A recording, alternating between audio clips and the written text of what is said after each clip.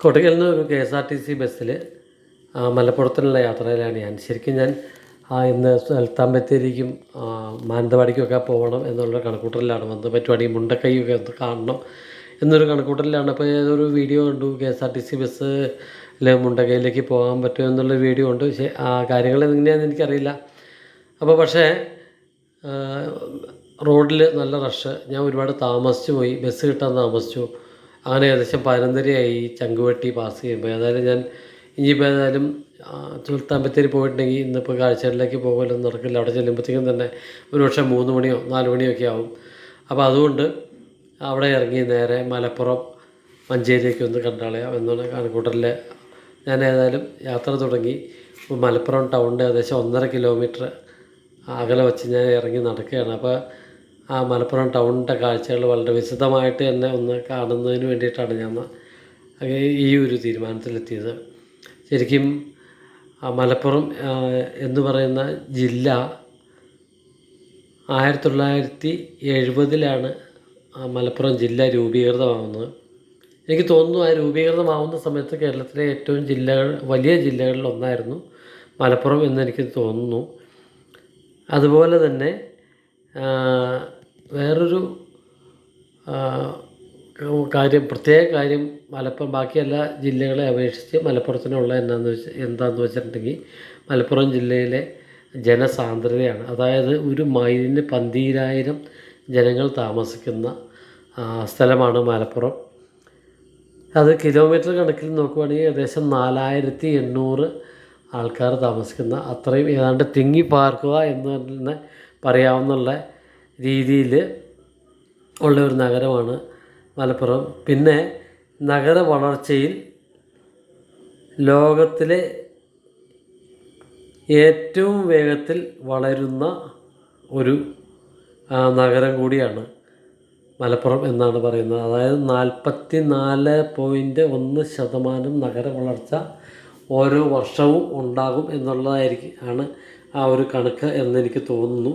ഏതായാലും അങ്ങനെ വളരെ മലപ്പുറത്തെക്കുറിച്ച് അത്ഭുതപ്പെടുത്തുന്ന ഒരു കാര്യം ഉണ്ട്. അപ്പോൾ ഞാനിപ്പോൾ ഈ നടക്കുന്ന വഴിയിൽ നിന്ന് ഏകദേശം ഒരു 1/2 കിലോമീറ്ററോളം മുമ്പിലായിട്ടാണ് പണ്ടത്തെ നാഷണൽ ഹൈവേ 212 ആണെന്ന് എനിക്ക് തോന്നുന്നു കടന്നു പോകുന്നത്. അപ്പോൾ ആ ഒരു സ്ഥലത്തേക്ക് എത്താറായിട്ടുണ്ട്. അതേപോലെ മലപ്പുറത്തിൻ്റെ കാര്യങ്ങളിലേക്ക് വരുമ്പോഴത്തേക്കും അതേപോലെ തന്നെ കേരളത്തിലെ ആദ്യത്തെ പരാതിരഹിത മുനിസിപ്പാലിറ്റി ആണ് മലപ്പുറം. ഞാനിപ്പോൾ ഹൈവേയുടെ സൈഡിലേക്ക് എത്തിക്കൊണ്ടിരിക്കുകയാണ്. അതുപോലെ തന്നെ ഇവിടെ ഏറ്റവും രസകരമായിട്ടുള്ള വേറൊരു കാര്യം, മുഴുവൻ പേർക്കും വൈഫൈ നൽകുന്ന ആദ്യ മുനിസിപ്പാലിറ്റി കേരളത്തിലെ, ഒരുപക്ഷെ കേരളത്തിലെ തന്നെ ആയിരിക്കാം, മുഴുവൻ പേർക്കും വൈഫൈ നൽകുന്ന ഒരു മുനിസിപ്പാലിറ്റിയാണ് മലപ്പുറം. അതുപോലെ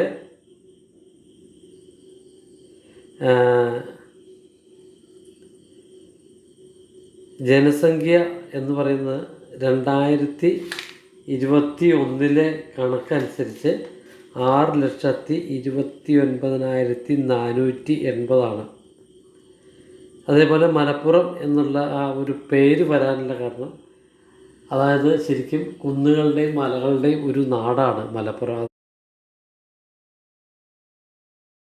ശരിക്കും ഇവിടുത്തെ കുന്നുകളുടെ പേരൊക്കെ കേട്ടിട്ടുണ്ടെങ്കിൽ നല്ല രസകരമായിട്ടുള്ള പേരാണ്. അതായത് അമ്മിണിക്കുന്നുകൾ, ഊരുകം കുന്നുകൾ, അതേപോലെ പന്തല്ലൂർ മലകൾ, ചേക്കുന്ന്, ഇതൊക്കെയാണ് ഇവിടുത്തെ.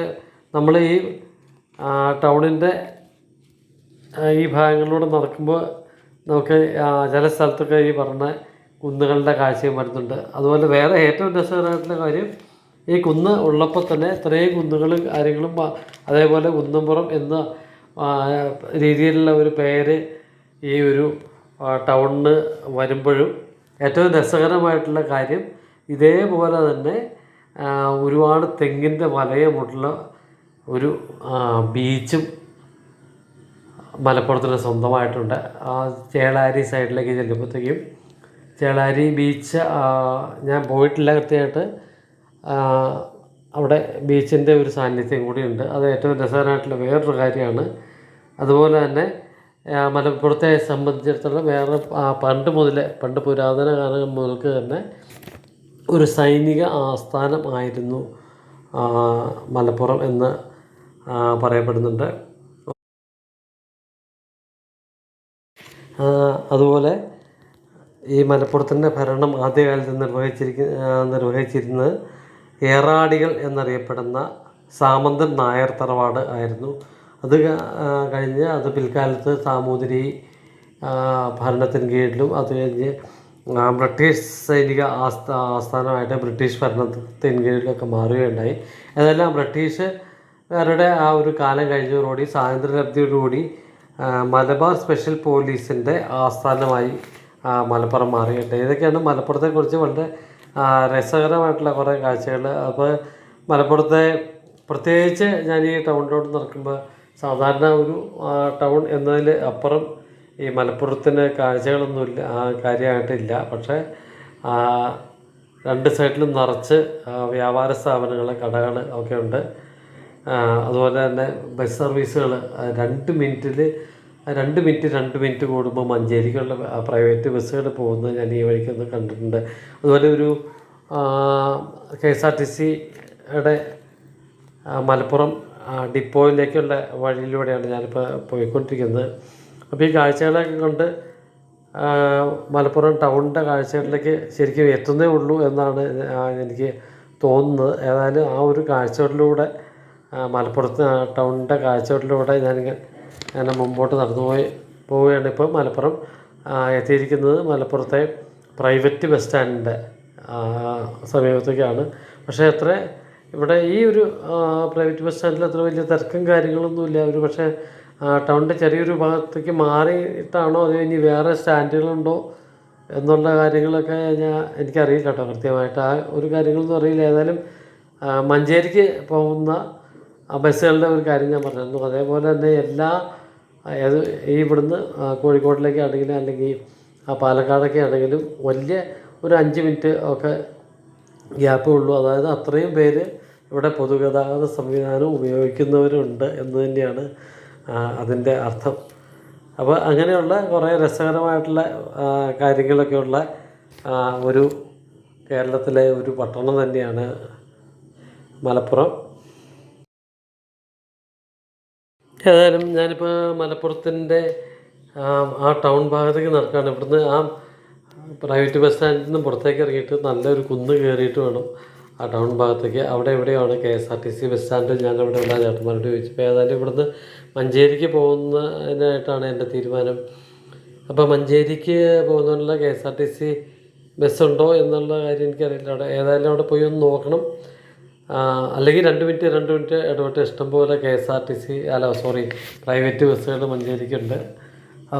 ഏതാണ്ട് ഒന്നിന് പുറമെ ഒന്നും എന്നുള്ള രീതിയിലാണ്. കാരണം അപ്പോൾ ആ ഒരു റൂട്ടിലേക്ക് അത്രയും നല്ലൊരു കണക്ഷൻ കിട്ടിയിട്ടില്ല, അല്ലെങ്കിൽ ആൾക്കാർ യാത്ര ചെയ്യുന്നുണ്ടായിരിക്കുമല്ലോ. അപ്പോൾ ഈ ജനസാന്ദ്രത പോലെ തന്നെ ഇതേപോലെ പൊതുഗതാഗതം ഉപയോഗിക്കുന്നതിൽ ഈ മലപ്പുറത്തെ ആൾക്കാരെ കൂടുതൽ മുൻപന്തിയിൽ തന്നെയാണെന്ന് എനിക്ക് തോന്നുന്നു. അപ്പോൾ മലപ്പുറത്തെക്കുറിച്ചുള്ള കുറേ രസകരമായിട്ടുള്ള കാര്യങ്ങൾ ഇതാണ്. ഞാൻ ഈ കുന്ന് കയറി ഒരുവിധം നല്ല സ്പീഡിൽ തന്നെയാണ് ഞാൻ കയറുന്നത്. നല്ല കുന്ന് കേട്ടോ, ഏകദേശം ന്യായമായ ഒരു കയറ്റം തന്നെയാണ്. ഇത് കയറി ചെന്ന് കുറച്ച് ഇടത്തോട്ട് തിരിയുമ്പോഴാണ് മലപ്പുറത്തിൻ്റെ ടൗണിൻ്റെ ഭാഗങ്ങൾ. അപ്പോൾ ആ കാഴ്ചകളിലേക്കാണ് ഞാനിപ്പോൾ നടക്കുന്നത്.